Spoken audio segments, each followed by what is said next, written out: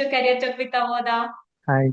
ഏതായിരുന്നു കോഴ്സ്? ഞാൻ എടുത്തേക്കുന്ന HR സ്പെഷ്യലിസ്റ്റ് കോഴ്സ് ആയിരുന്നു. ഓൺലൈൻ ആയിരുന്നു. ജോബ് ആണോ അതോ ഇന്റേൺഷിപ്പ് ആണോ? ഞാനിപ്പോ ഇന്റേൺഷിപ്പ് ചെയ്യുമായിരുന്നു. ഒരു 2 വീക്സ് ആയി ജോയിൻ ചെയ്തിട്ട്. ഒരു ഫ്രഷർ ആയിട്ടുള്ള നിലയിൽ ഒരു ഇന്റേൺഷിപ്പ് ചെയ്തിട്ടാണ് ഏറ്റവും ഒരു ജോബിലേക്ക് പോകാൻ ഒരു ഇന്റേൺഷിപ്പ് എപ്പോഴും ഹെൽപ്ഫുൾ ആയിരിക്കും. ക്ലാസ് ഒക്കെ എങ്ങനെ ഉണ്ടായിരുന്നു? അത്യാവശ്യം HR എല്ലാ ഏരിയയും കവർ ചെയ്യുന്നുണ്ട്. അത്യാവശ്യം നല്ല ക്ലാസ്സസ് ആണ്. ഓക്കെ ആയിരുന്നു. എങ്ങനെയാണ് അവോദയെ കുറിച്ച് അറിഞ്ഞത്? ഞാൻ ആക്ച്വലി MBA സ്റ്റുഡന്റ് ആണ്.